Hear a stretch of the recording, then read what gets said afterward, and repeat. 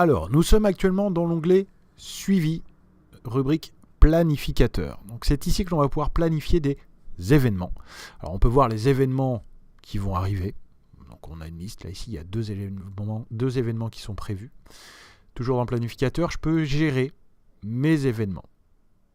Alors, si vous voyez l'information, le traitement automatique des événements n'est pas activé, là, vous devez contacter le service technique de DGT Concept. Ça veut dire que l'organisation ou le paramétrage des relances n'est pas actif ou a eu une défaillance et qu'à ce moment-là, il faut qu'on traite le sujet.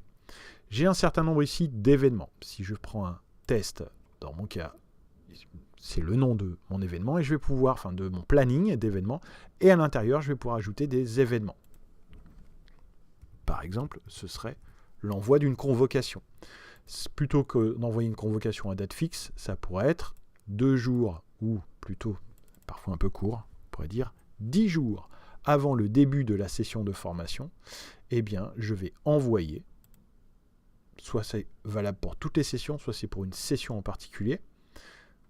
Pour une section d'utilisateurs, donc ça peut être tous les apprenants, donc qui sont aussi inscrits à cette session-là, et je vais leur envoyer un modèle d'email. Donc à voir qu'en termes d'action, on peut soit envoyer des rapports, envoyer un email, un modèle d'email, inscrire les individus quelque part, gérer les comptes, c'est-à-dire je vais pouvoir activer désactiver ou supprimer les comptes, ou je vais pouvoir aussi déposer un rapport, ou ça, et bien sur un... Donc je sélectionne le modèle de rapport et où est-ce que je veux le mettre, c'est sur un quai, ce qu'on appelle FTP, donc ça c'est du paramétrage que l'on fait avec l'équipe informatique. Mais j'ai ici la possibilité de spécifier un modèle de mail, donc qui va être l'expéditeur, à qui j'envoie en copie conforme, quel est le modèle d'email que l'on va sélectionner, pour quelle formation en particulier si nécessaire, et quelles ressources si nécessaire. Je valide. Et donc maintenant, j'ai une convocation qui va être envoyée une seule fois. Et le prochain événement, eh bien, c'était le 14 février 2026, puisque c'est en fonction de la session que j'ai sélectionnée, bien évidemment, que ceci se fait. Donc on voit tout de suite si les événements ne sont pas commencés, sont en cours, ou si les événements ont été terminés.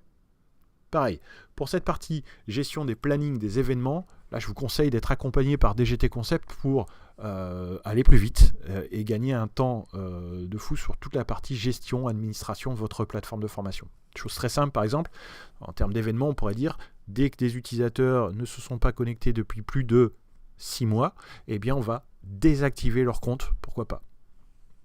Donc voilà, un certain nombre d'éléments qui peuvent être gérés directement depuis les onglets suivis.